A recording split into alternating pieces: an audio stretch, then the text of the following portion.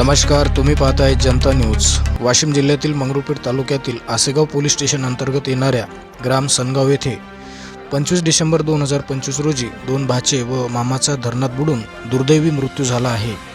सिद्धार्थ मोहन बनसोड वय अंदाजे 35 वर्ष मामा आणि भाचे अंकुश राजेंद्र भालेराव वय अंदाजे 16 वर्ष व कार्तिक राजेंद्र भालेराव वय अंदाजे 14 वर्ष हे तिघेही घरी न आल्याने त्यांचे सनगाव शिवारातील धरणाच्या काठावर कपडे आढळून आल्याने ते धरणात बुडाल्याची दाट शक्यता होती। त्यामुळे आसेगाव पोलीस स्टेशनचे ठाणेदार रामकृष्ण भाकडे यांनी 26 डिसेंबरला सकाळीच पिंजर येथील मानव सेवा आपत्ती पथक, व्यवस्थापन फाउंडेशन संचालित संत गाडगेबाबा आपत्कालीन शोध व बचाव पथक यांची सर्व टीम व प्रमुख यांना पाचारण करून सर्च ऑपरेशन चालू करून एका तासातच दोन्ही भाऊ व मामा यांचे मृतदेह पाण्यातून बाहेर काढून पोलिसांच्या ताब्यात दिले।